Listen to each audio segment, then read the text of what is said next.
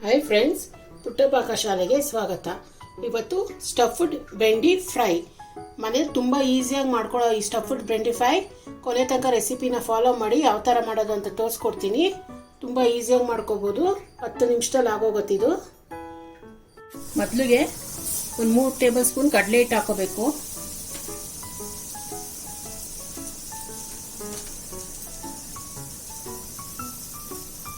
ಇದನ್ನ ಸ್ವಲ್ಪ ರೋಸ್ಟ್ ಮಾಡ್ಕೋಬೇಕು.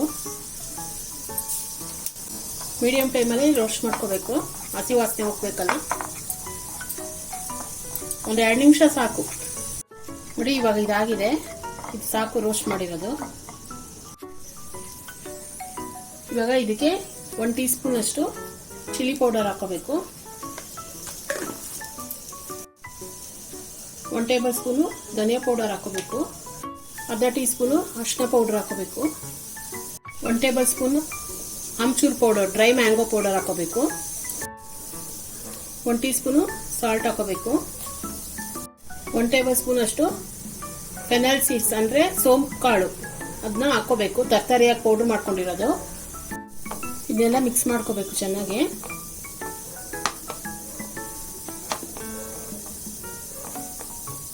ಇದಕ್ಕೆ 1 ಸ್ಪೂನ್ ಎಣ್ಣೆ ಹಾಕೋಬೇಕು. ಇವಾಗ ಇದನ್ನೆಲ್ಲ ಚೆನ್ನಾಗಿ ಬೆರೆಸ್ಕೋಬೇಕು ನೋಡಿ. ಇವಾಗ ಈ ತರ ಎಲ್ಲ ಚೆನ್ನಾಗಿ ಬೆರೆಸ್ಕೊಂಡಿದ್ದೀನಿ. ಇವಾಗ ಸ್ಟಫಿಂಗ್ ಮಾಡ್ಕೋಬೇಕು ಬೆಂಡೆಕಾಯಿಗೆ. ನೋಡಿ, ಇದು 1/4 kg ಬೆಂಡೆಕಾಯಿ ತಗೊಂಡಿದ್ದೀನಿ. ಈ ತರ ಎಲ್ಲ ಸೈಡಲ್ಲಿ ಮಧ್ಯದಲ್ಲಿ ಕಟ್ ಮಾಡ್ಕೋಬೇಕು, ಸೀಳ್ಕೋಬೇಕು ಈ ತರ ನೋಡಿ. ಎಲ್ಲ ಸೀಳ್ಕೊಂಡಿದ್ದೀನಿ. ಇವಾಗ ಸ್ಟಫ್ ಮಾಡ್ಕೊತೀನಿ ಇದನ್ನ.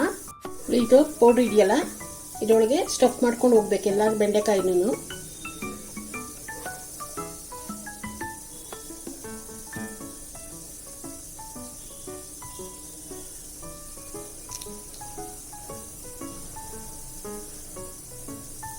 ಈ ಥರ ಪ್ರೆಸ್ ಮಾಡಿ ಸ್ಟಫ್ ಮಾಡಿಕೊಂಡು ಹಿಂಗೆ ಪ್ರೆಸ್ ಮಾಡಬೇಕು, ಕ್ಲೋಸ್ ಮಾಡಬೇಕು. ಇವಾಗ ಎಲ್ಲನೂ ಅದೇ ಥರನೇ ಮಾಡ್ಕೊತೀನಿ ನೋಡಿ. ಎಲ್ಲನೂ ಈ ಥರ ಸ್ಟಫ್ ಮಾಡ್ಕೊಂಡಿದ್ದೀನಿ. ಇವಾಗ ಇದನ್ನ ಫ್ರೈ ಮಾಡ್ಕೊತೀನಿ. ಇವಾಗ ಒಂದು ಪ್ಯಾನ್ ತೊಗೊಂಡಿದ್ದೀನಿ. ಇದಕ್ಕೆ 3 ಟೇಬಲ್ ಸ್ಪೂನ್ ಎಣ್ಣೆ ಹಾಕೋಬೇಕು. ಒಂದು 1 ಟೀ ಸ್ಪೂನ್ ಅಷ್ಟು ಜೀರಿಗೆ ಹಾಕೋಬೇಕು. ಒಂದು ಅರ್ಧ ಟೀ ಸ್ಪೂನು ಹಿಂಗೆ ಹಾಕೋಬೇಕು. ಇದು ಸ್ಟಫ್ ಮಾಡ್ಕೊಂಡಿದ್ವಲ್ಲ, ಇದನ್ನ ಹಾಕೋಬೇಕು.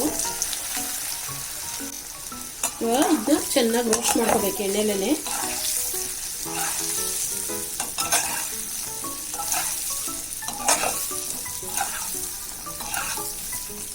ನಾವು ಬೆಂಡೆಕಾಯಿ ಯಾವ ಥರ ಹುರಿತೀವೋ ಸಾಫ್ಟಾಗಿ, ಗೊಜ್ಜಿಗೆಲ್ಲ ಹಾಕ್ತೀವಲ್ಲ ಮಧ್ಯೆ ಹುರ್ಕೋತೀವಲ್ಲ, ಆ ಥರ ಚೆನ್ನಾಗಿ ಮೀಡಿಯಂ ಫ್ಲೇಮಲ್ಲೇ ಹುರಿಬೇಕು, ಕೈ ಬಿಡದೇ ಇರೋಂಗೆ ನೋಡಿ. ಇದು ಒಂದು 5 ನಿಮಿಷ ಚೆನ್ನಾಗಿ ಹುರ್ಕೊಂಡಿದ್ದೀನಿ. ಇವಾಗ ಇದಕ್ಕೆ ಒಂದು 2 ಟೇಬಲ್ ಸ್ಪೂನ್ ನೀರು ಹಾಕ್ಬಿಟ್ಟು ಫುಲ್ಲು ಲೋ ಫ್ಲೇಮ್ ಮಾಡಿ ತಟ್ಟೆ ಮುಚ್ಚಿ ಬೇಯಕ್ಕೆ ಬಿಡಬೇಕು. ಒಂದು 5 ನಿಮಿಷ ಬೇಯಕ್ಕೆ ಬಿಡಬೇಕು ಇದನ್ನ ನೋಡಿ. ಇವಾಗ ಎಲ್ಲ ಬೆಂದಿದೆ ನೋಡಿ, ಎಲ್ಲ ಸಾಫ್ಟ್ ಆಗಿದೆ, ಬೆಂಡೆಕಾಯಿ ಚೆನ್ನಾಗಿ ಬೆಂದಿದೆ. ಇವಾಗ ಇದು ರೆಡಿ ಆಗಿದೆ. ಸರ್ವಿಂಗ್ ಬೌಲ್ಗೆ ಹಾಕೊತೀನಿ ನೋಡಿ. ಸ್ಟಫ್ಡ್ ಬೆಂಡಿ ಫ್ರೈ ರೆಡಿಯಾಗಿದೆ. ತುಂಬ ಈಸಿಯಾಗಿ ಮಾಡ್ಕೋಬೋದು. ತಿಳಿ ಸಾರು, ರಸಮು ಈ ಥರ ಮಾಡ್ಕೊಂಡಾಗ ಈ ಥರ ಫ್ರೈ ಮಾಡ್ಕೊಂಡು ತಿಂದರೆ ನೆಂಚ್ಕೊಳಕ್ಕೆ ಚೆನ್ನಾಗಿರುತ್ತೆ, ಬೇಗನೂ ಆಗುತ್ತೆ. ಮನೇಲಿ ಒಂದ್ಸತಿ ಟ್ರೈ ಮಾಡಿ.